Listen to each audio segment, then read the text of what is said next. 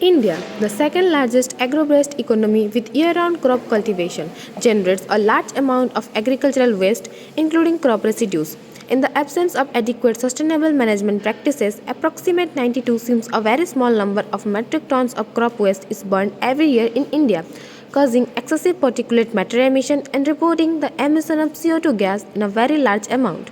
Many adverse effects of this crop residue burning cause a great threat towards environment, especially in causing greenhouse effect and loss of nutrients.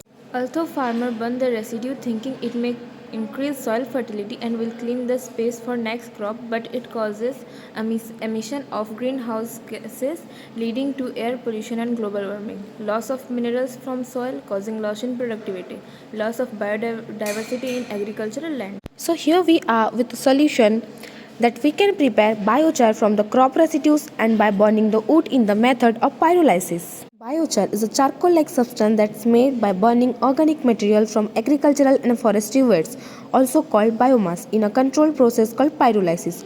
Although it looks a lot like common charcoal, biochar is produced using a specific process to reduce contamination and safely store carbon. During pyrolysis, organic materials such as wood, chips, leaf litter, or dead plants are burned in a container with very little oxygen. As the materials burn, they release little to no contaminating fumes. During the pyrolysis process, the organic material is converted into biochar, a stable form of carbon that can easily escape into the atmosphere.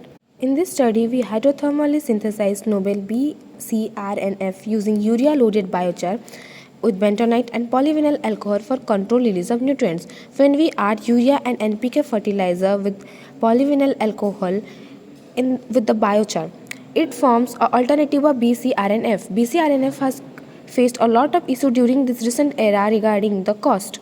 While biochar is a simpler solution for us, biochar addition can greatly improve soil integrity since soils require a certain degree of aggregate solids and organic matter to best provide a growing medium in plants. As biochar is a porous material, when we load it with the urea, it can sustain the urea for a long time. That also promises to increase the water holding capacity of soil. Now we will test it through a lab experiment of water holding capacity of normal soil and the soil loaded with urea.